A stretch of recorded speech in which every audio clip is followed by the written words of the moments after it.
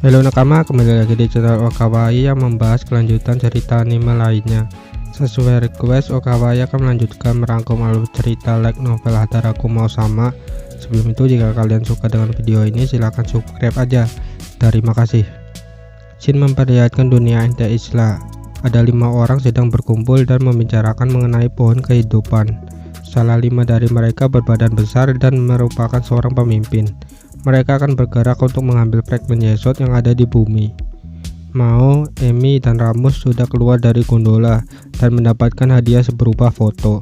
Mereka akan pergi menuju apartemen kecil milik Mao. Di apartemen, Urushihara tiba-tiba menghampiri Suzuno yang sedang membuat udon. Dia menyuruh Suzuno untuk menelpon Emi, sementara itu dia akan menelpon Mao. Suzuno yang heran berkata, "Emang ada apa?" Urushihara menjawab, "Apa kau tidak merasakan sebuah portal besar sudah berada di sekitar sini?" Ketika Mao, Emi, dan Ramus tiba di halaman depan, mereka sudah disambut oleh 5 orang yang berada di scene awal. Pada akhirnya mereka semua masuk ke apartemen Mao. Pria berbadan besar itu menyuruh anak buahnya menyandra Suzuno. Mao menjawab, "Apa tujuanmu datang ke sini, Gabriel?" Gabriel memberitahukan kepada semuanya untuk mengembalikan anak yang berada di belakang Mao dan pedang suci milik Emi. Emi yang mendengar hal itu tentu menolaknya karena misinya untuk membunuh Raja Iblis Mao belum tuntas. Sementara Mao menanyakan kepada Ramus, "Apa kau suka dengan Pak Tua itu?" Ramus menjawab, "Aku tidak suka." Gabriel yang mendengar Pak Tua dari mulut Mao sedikit jengkel dan memberikan semuanya kesempatan untuk menyerah karena dia tidak suka dengan kekerasan. Terlebih lagi jika kekuatan Mao kembali, itu pun belum bisa mengalahkan Gabriel. Gabriel memberikan sedikit ancaman dengan tekanan yang luar biasa. Mao yang mempunyai energi sihir sedikit masih bisa melihat pergerakannya. Namun Mao tidak mengira bahwa dia akan berhadapan dengan malaikat penjaga Sephiroth. Mao tidak takut sama sekali meskipun lawannya saat ini jelas menang di pertarungan. Ramus akan mewarisi gelar Raja Iblis, kata Mao. Secara tidak langsung Ramus adalah anak Mao. Gabriel yang masih berbaik hati memberikan kesempatan kepada semuanya. Ketika mereka sedang bernegosiasi, tiba-tiba ada suara yang memanggil Mao-san. Suara itu tidak lain tidak bukan adalah Chiho. Chiho membuka pintu apartemen Mao. Emi menyuruh Chiho untuk pergi, namun terlambat. Gabriel menyadari kehadiran Chiho dan menjelaskan seharusnya manusia biasa tidak boleh di sini. Chiho menjawab, "Aku tahu Mao siapa dan Emi siapa.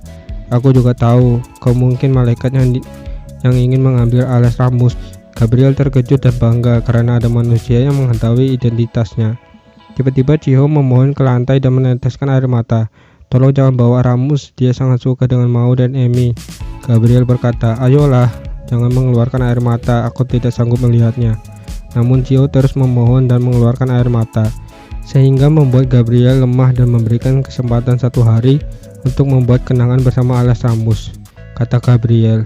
Kemudian Gabriel dan anak buahnya pergi begitu saja. Di malam hari, Ramus bermain bersama Mao dan Emi. Ramus berlari-lari di sekeliling meja yang ada di apartemen Mao. Tanpa dikira, Ramus jatuh dan hampir mengenai siku dari meja. Beruntung Ramus berhasil diselamatkan oleh Mao dan Emi yang membuat mereka saling bersentuhan. Emi langsung menarik tangannya. "Jangan sentuh aku." Mao yang sudah paham dengan sifat Emi mengabaikannya dan bertanya kepada Ramus, "Apa kau baik-baik saja?" Ramus menjawab, "Yo." Kemudian Suzuno masuk ke apartemen Mao. Dia menjelaskan tentang pohon kehidupan. Pohon itu terlahir di surga dan menghasilkan buah. Bagi siapa yang memakan buah itu, hidupnya akan abadi. Manusia yang pertama kali diciptakan oleh Tuhan memakan buah itu dan diusir dari surga. Chiho yang mendengar perkataan itu terkejut. Ternyata asal-usulnya sama saja dengan di bumi, yaitu Adam dan Hawa. Suzuno melanjutkan ceritanya. Ada 10 buah dari pohon dunia yang masing-masing melambangkan elemen yang ada di dunia. Sebagai contoh, Sephiroth pertama, Keter, yang berarti jiwa, pikiran, dan imajinasi. Nomornya 1, permatanya adalah berlian, warnanya putih, planetnya adalah planet Raja Hades, dan malaikat penjaganya adalah Metatron. Begitupun seterusnya. Sedangkan Sephiroth Yesod, yaitu alas Ramus, itu nomor 9, melambangkan ingatan, tubuh tak terlihat, dan diri sendiri. Logamnya perak, warnanya ungu, planetnya planet surga biru, dan penjaganya malaikat Gabriel. Suzuno tidak tahu pasti apakah Gabriel itu sangat membutuhkan pecahan fragmen Yesod atau tanpa pecahan itu dunia tidak akan dalam bahaya. Ketika sedang berdebat mengenai maksud dari Gabriel, Mao menanyakan kepada Alas Ramus, "Apa kau ingin ikut dengan Pak Tua tadi siang?" Ramus menjawab, "Enggak mau."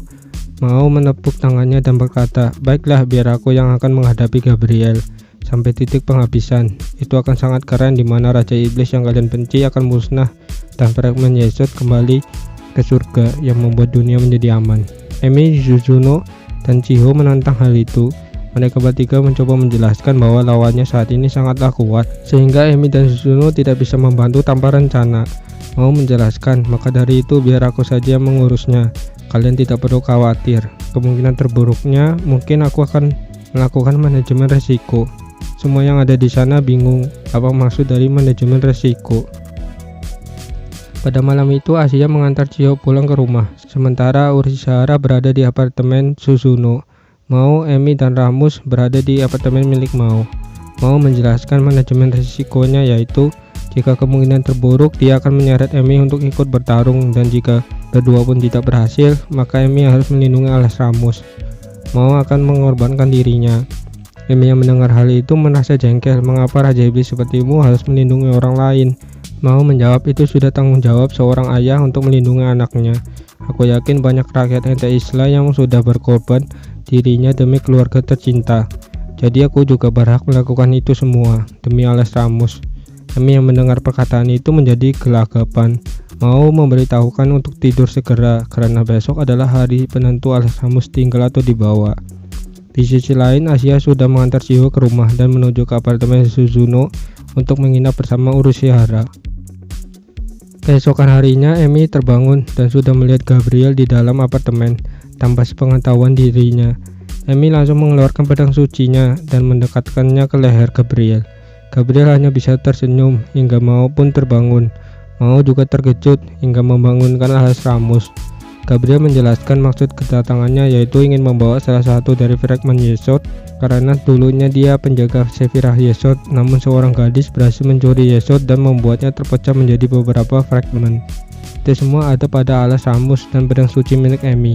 Emi tidak mempercayai hal itu, yang membuat Gabriel memberitahukan bahwa ada fragmen ungu di pedang Emi. Emi yang melihat pedangnya akhirnya mengetahui ternyata memang ada fragmen ungu di pedangnya. Pedang itulah yang menuntun Emi bertemu dengan Mao, karena Mao mempunyai fragmen Yesod yang dia tanam di belakang kastilnya. Meskipun saat ini Emi menggunakan pedang sucinya, Gabriel menegaskan bahwa dia tetap tidak akan menang melawan dirinya. Mao mengeluarkan teknik rahasia yang membuat Gabriel dan Emi terheran dengan mulut terbuka. Faktanya teknik rahasia Mao yaitu bersujud dan memohon. Gabriel menolak permohonan dari Mao, namun Mao berkata akan mengorbankan kepalanya agar Ramus tidak dibawa pergi, dan menyebut nama Raja Iblis Satan yang agung. Gabriel yang mendengar nama itu terkejut dan panik. Dari mana Mao mengetahui nama itu? Dirasa sudah di luar jangkauan, Gabriel langsung mencekik Mao dan mengambil pedang suci milik Emi. Mao yang sudah hampir kehabisan napas akhirnya dibantu oleh Alas Ramus yang tiba-tiba mengeluarkan tanda bulan sabit ungu di dahinya, serta baju kuning miliknya bersinar terang. Alas Ramus berkata, "Kau sudah memisahkan kami, Gabriel. Aku tidak akan memaafkan dirimu." Alas Ramus menyerang Gabriel yang membuat Gabriel terhempas dan terbang jauh dari apartemen Mao. Alas Ramus mengejar Gabriel, begitupun dengan Emi yang sudah mendapatkan pedangnya. Mao yang baru sadar meminta bantuan kepada Suzuno untuk mengejar Alas Ramus yang sedang bertarung.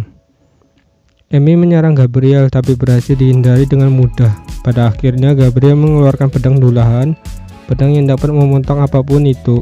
Seketika pedang Emi patah menjadi dua bagian. Ternyata Gabriel sudah memotong pedang milik Emi. Emi menjauh dari Gabriel dan berpikir bagaimana cara agar menang tanpa harus terkena pedang suci itu. Tiba-tiba Mao menyerang dari belakang dengan bantuan Suzuno, namun belum berhasil. Mao dilempar oleh Gabriel ke bawah, sedangkan Suzuno berusaha mengejar Mao.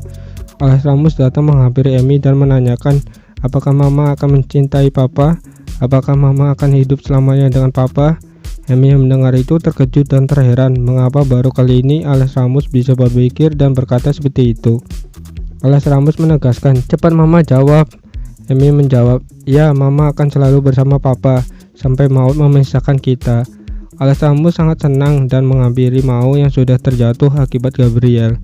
Alas Rambus berkata, "Papa, Mama mencintai Papa selamanya." Mao terkejut mendengar perkataan Alas Rambus dan tidak sepenuhnya yakin. Tiba-tiba Alas Rambus pergi begitu saja ke atas langit, hingga membuat Alas Rambus meledak seperti cahaya yang sangat terang. Amy yang berada di atas langit merasakan baju sirahnya telah berubah bentuk. Gabriel yang mengetahui hal itu akhirnya mulai serius dalam melawan Amy, karena Amy sudah mendapatkan pedang suci yang kuat dan baju sirah yang telah berevolusi. Sebelum itu terjadi, Amy sudah memotong pedang milik Gabriel. Gabriel juga terkena tebasan pedang Amy. Amy menyuruh Gabriel untuk mundur dan jangan pernah datang lagi. Akhirnya Gabriel mundur, mau tiba di atas bersama Suzuno.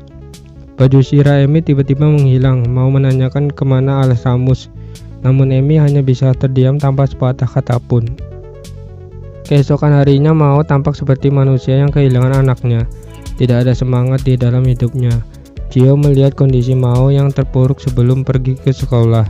Ketika selesai melihat Mao dan akan pergi ke sekolah, HP milik Cio berdering. Cio membuka HP-nya dan ternyata ada pesan dari Amy yang ingin bertemu dengannya. Singkat cerita, mereka bertemu di kafe. Amy menjelaskan kepada Cio bahwa Alas Rambus tidak dibawa oleh Gabriel. Cio yang mendengar hal itu sedikit tidak mempercayainya. Faktanya Alas Rambus sampai saat ini tidak ada. Tiba-tiba ada yang memegang tangan Cio di samping. Orang itu adalah Alas Rambus. Cio terkejut mengapa Alas Rambus ada di sini. Amy menjelaskan bahwa sebelum Alas Rambus berubah menjadi cahaya, dia memakan pedang suci milikku dan bersatu menjadi pedang suci milikku. Itulah yang dikatakan Gabriel jika fragmen Yesod bertemu dengan yang lainnya dan bersatu. Amy dapat mengubah Alas Rambus menjadi serpian cahaya dan pedang kecil yang bisa berbicara. Amy meminta saran kepada Cio mengenai Alas Rambus yang selalu mengganggu di pikirannya, mengenai dia ingin bertemu dengan Mao. Cio menjawab, "Lebih baik kau pindah di dekat daerah apartemen Mao, biar Alas Rambus bisa terus bertemu dengan Mao." Awalnya Amy tidak setuju, ya lala sendiri gitu. Pada akhirnya setuju juga. Keesokan harinya, Amy dan Cio mendatangi Mao dan Suzuno yang sedang melakukan api permohonan. Amy menegaskan kepada Mao, apakah dirinya menyesali kehilangan yang sangat berharga. Mao menjawab, "Daripada kau datang untuk mentertawakanku, lebih baik kau pulang saja." Pada akhirnya Amy menanyakan akhir cerita dari kisah yang diceritakan Mao kepada Ramu sebelum tidur. Mao menjawab, pengembara itu lupa tentang sesuatu yang berharga setelah menjadi raja. Kemudian pengembara itu meninggalkan tata raja dan sesuatu itu kembali datang menyinarinya. Namun sebagai balasannya sesuatu itu menghilang lagi. Amy akhirnya mengetahui bahwa Mao benar-benar menyesalinya dan kemudian mengeluarkan sihir cahaya yang berwujud Alas Rambus. Semuanya terkejut, Alas Rambus ternyata tidak dibawa oleh Gabriel. Mao sangat senang dan menangis terharu kehadiran Alas Rambus. Amy yang tidak tahu apa hubungannya antara pedang suci miliknya yaitu Better Half dan fragmen Yesod dengan Raja Iblis Satan yang agung yang diucapkan oleh Mao dan Gabriel.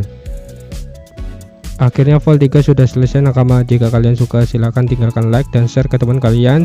Bye bye.